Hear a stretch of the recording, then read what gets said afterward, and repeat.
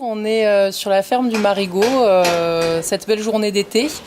Donc la ferme du Marigot, il y a Francis Ange-Albert, Odile Briard et Laurent Lemouzy qui donc vont nous présenter un peu la ferme et le projet agriculture paysanne qu'il y a sur la ferme. Donc tout d'abord, on a donc Francis Ange-Albert qui va pouvoir nous raconter un petit peu et nous présenter un petit peu la ferme. Comment je suis arrivé là, peut-être. Donc c'est une ferme familiale. Moi, je me suis installé au siècle dernier, en 1983. Donc ça fait déjà pas mal de temps. J'ai travaillé seul pendant 7-8 ans, puis j'ai fait un GAEC en 1990. Et c'est là qu'est né le GAEC du Marigot, donc 1990. Et après, il y a eu un changement d'associé, puis Laurent est arrivé en 1994. Et on a fonctionné à deux pendant petit moment jusqu'à l'arrivée du troisième en 2010-2011. Voilà. Et donc aujourd'hui on est 3 associés. Même si le troisième entre-temps a changé, c'est plus Romaric, mais c'est Odile qui est arrivé il y a 2 ans bientôt. Donc peut-être la ferme, juste c'est une ferme laitière, à dominance laitière. On fait du lait de vache et après on s'est diversifié un peu sur d'autres produits qu'on peut vendre directement. Et voilà, et la ferme est en bio depuis pas mal de temps aussi, depuis 20 ans. Et du coup, est-ce que tu pourrais nous dire un peu quelles sont les valeurs que tu défends à travers ton métier et comment tu les mets en pratique sur cette ferme? Les valeurs que je défends, il y a beaucoup de valeurs à défendre. Déjà des valeurs humaines, de relations humaines. Donc je les défends en essayant de ne pas m'isoler, de travailler en groupe, d'avoir des relations sociales avec des voisins agriculteurs, mais aussi avec tous les gens qui m'entourent, d'avoir une vie sociale. Les valeurs humaines, après c'est plus des valeurs de respect du consommateur, par les produits qu'on produit aussi.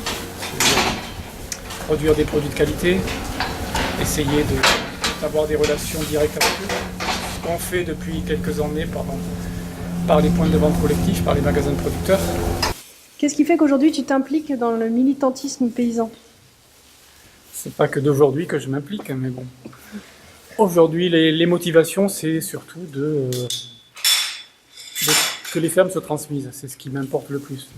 Au-delà de ma ferme ou de notre ferme, qui, je suis sûr, va perdurer et va fonctionner, ce qui m'inquiète beaucoup, c'est de voir toutes ces fermes qui vont soit partir à l'agrandissement, soit disparaître. Donc je me dis, il y a vraiment de la place pour installer beaucoup de jeunes. Et là, c'est un des boulots premiers de la conf, quoi. Et seule la conf est capable, je crois, d'amener des jeunes d'un autre milieu que le milieu agricole vers le milieu agricole. Et ça, on le ressent. Et s'il n'y a pas d'installation, je pense qu'il ne fera pas très bon vivre dans nos campagnes. Et comment tu aimerais voir évoluer l'agriculture française ou l'agriculture mondiale? À l'image des revendications de la conf. C'est-à-dire toujours plus de paysans, des produits de qualité, l'environnement respecté, et voilà, et des valeurs humaines défendues, pas des valeurs individualistes, parce que bon, l'agriculture n'échappe pas non plus à l'individualisme. Et on voit bien que dans nos campagnes, les gens soit se referment sur eux-mêmes, soit ne restent pas, quoi. Donc, on veut des campagnes ouvertes, donc il faut vraiment qu'il y ait de la vie dans les campagnes, et qu'il y ait de la vie qui vienne d'ailleurs, qu'il y ait du sang nouveau qui arrive. Comme toi, Jeanne. Du coup, on parlait de transmission et d'installation des jeunes avec Francis. Donc nous sommes avec Odile, qui est installée sur la ferme du Marigot depuis le mois de janvier. Du coup, est-ce que tu veux bien nous raconter pourquoi t'en es arrivé là ou comment t'en es arrivé là aujourd'hui? Et donc oui, installée officiellement depuis le mois de janvier. Après, j'étais sur la ferme depuis 2 ans déjà. J'avais fait un CEFI qui m'avait permis de me tester sur la ferme. Et avant ça, j'étais éducatrice à l'environnement dans une association, et qui est pas loin d'ici d'ailleurs, et qui m'a permis de rencontrer les paysans du coin, ce qui m'a donné envie d'exercer, quoi. Mais c'est vrai j'ai 30 ans maintenant, mais à 18 ans, je ne me serais pas du tout vue agricultrice, ni même éleveuse avec des vaches, quoi. Et pourquoi tu as choisi cette ferme-là? J'ai choisi cette ferme parce que elle était intéressante socialement, parce que je savais qu'il y avait des gens qui étaient pédagogues et auprès de qui j'allais pouvoir me former, parce que je suis arrivée ici dans le but de me former. En fait, je pensais pas que j'allais rester ici. La ferme, ils recherchaient pas d'associés, pas de salariés. Donc moi, je suis venue en tant que bénévole pour me former, pour voir puis pour me confronter un peu à la réalité de ce que c'est qu'être paysan. Et en fait, je me suis plu et puis je suis jamais repartie. Voilà, il y a un associé qui est parti entre-temps et je l'ai remplacé plus ou moins, mais quand même avec un nouveau projet derrière de pâtes sèches. Donc faire le blé dur, la farine et les pâtes. Voilà. Et donc ça, c'est une activité que tu amènes avec ton installation? Ça, c'est une activité que je vais apporter, mais qu'on va aussi tous un petit peu partager, tout comme on partage un peu toutes les activités, notamment l'élevage. C'est important parce qu'on peut aussi se remplacer les week-ends, les traites, et ça nous fait avoir un peu de temps libre à côté, quoi. Ce qui m'a aussi permis de m'installer facilement à la ferme, c'est le faible capital social qu'il y a sur la ferme et du fait qu'on est 3. Moi, ma part sociale pour rentrer équivalait à le montant de la dotation jeune agriculteur qu'on nous donne en nous installant en Aveyron, quoi, en zone montagne. Donc j'ai pas eu de gros emprunts à faire, ce qui peut aussi, je pense, rebuter pour pas mal de jeunes agriculteurs qui s'installent. Et surtout pour des jeunes comme moi qui sont non issus du milieu agricole et qui n'ont pas de base dans le métier, et qui n'ont pas de ferme et qui n'ont aucun bâti, ni cheptel, ni rien. Ce qui m'a plu aussi sur cette ferme, c'est qu'il n'y avait pas qu'une seule activité, qu'il y en avait plusieurs. Il y avait non seulement de l'élevage, donc on a des bovins en lait, et aussi que la ferme était un peu diversifiée, donc on fait du jus de pomme, on fait des produits à base de châtaigne, on fait ferme pédagogique, on fait de l'huile de colza, et aussi on a quelques cochons.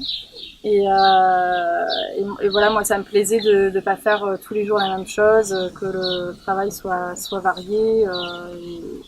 Et le fait aussi qu'on ait des produits transformés, ça implique aussi de les vendre, de rencontrer du monde. C'est vrai qu'on n'est pas isolé sur la ferme et que c'est important, quoi, de ne pas avoir la tête dans le guidon en permanence. Alors, du coup, Laurent, le 3e associé, nous a rejoint. Laurent, est-ce que tu veux bien te présenter et nous dire comment tu es arrivé sur cette ferme, pourquoi tu as choisi celle-là, voilà.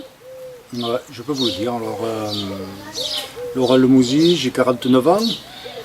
Je suis marié avec 3 enfants et je suis arrivé dans le pays et sur la ferme en 1994.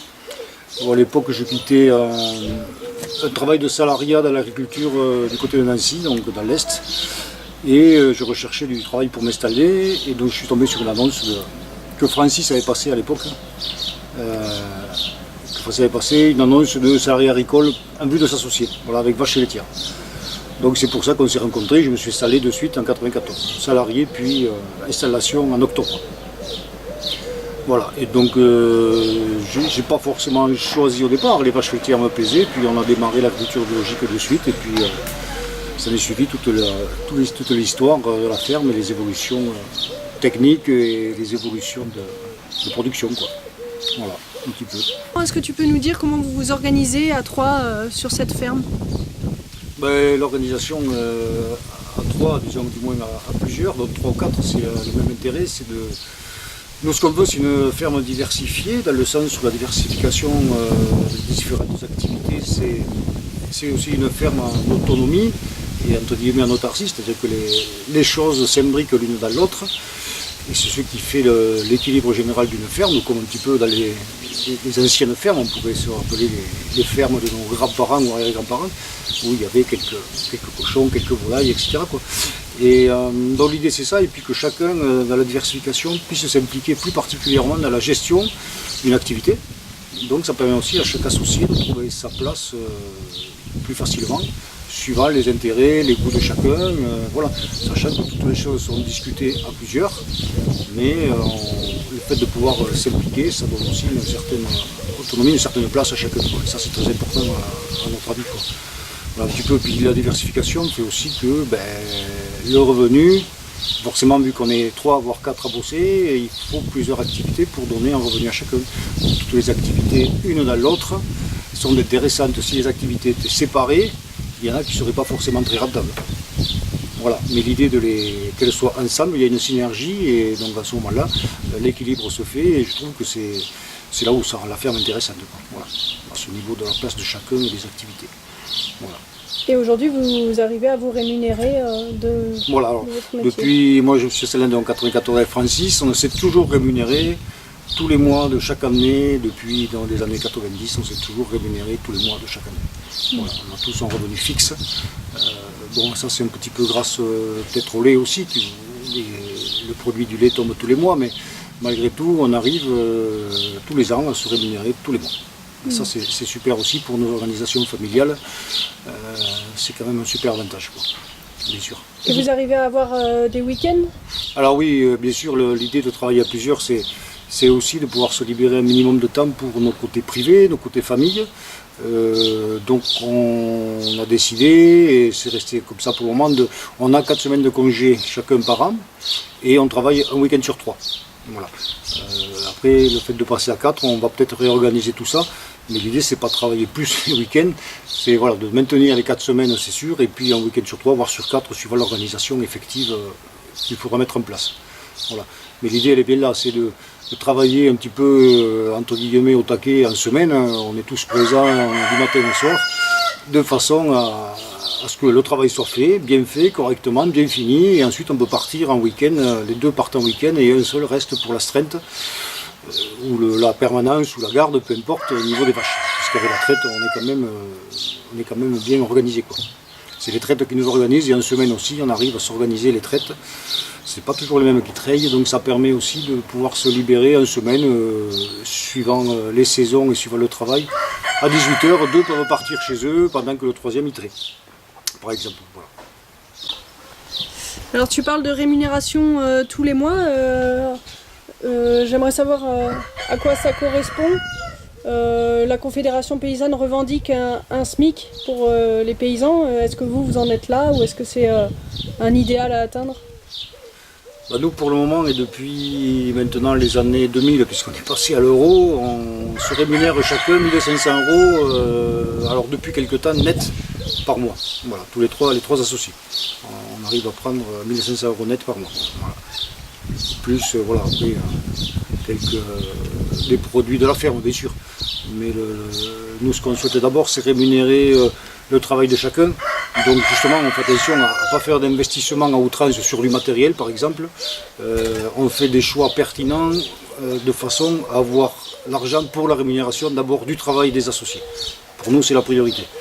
La rémunération du capital, ça ne nous intéresse pas. Donc c'est aussi un choix politique de notre gestion de la ferme. Voilà.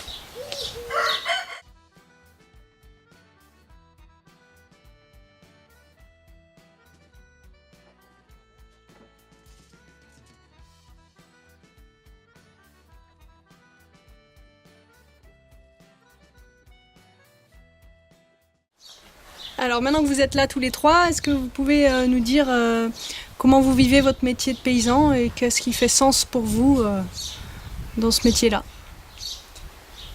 Moi je vis très bien mon métier de paysan, je suis fière d'être paysanne, je suis contente d'aller travailler chaque jour et de savoir que je prends soin de l'environnement qui m'est confié et qu'on sait en produire des choses et de faire que l'environnement dans lequel j'évolue soit durable et qui fasse vivre des familles, je trouve ça génial. Voilà. Oui, moi ce qui me plaît aussi, en plus de tout ce qu'a dit Odile, c'est un petit peu la passion sur les animaux, l'évolution de la ferme, les remises en question de soi-même, de nos pensées aussi, de par l'agriculture biologique, mais aussi en évolution perpétuelle dans le respect donc, de l'univers dans lequel on vit, mais de l'univers en général aussi, où le tout grand et le tout petit se côtoient. Et c'est intéressant, et donc on a évolué jusqu'à la biodynamie, et je crois que ça nous donne aussi certaines réponses et techniques, et puis et éthiques aussi. Voilà, c'est ce qui est chouette aussi. Voilà. Ben, moi, ce qui me plaît aussi, c'est que moi je suis né ici et je vois que même si je m'en vais, la ferme va continuer. Et qu'on est 3 pour le moment, bientôt on va être 4 puisqu'on a trouvé un 4e associé.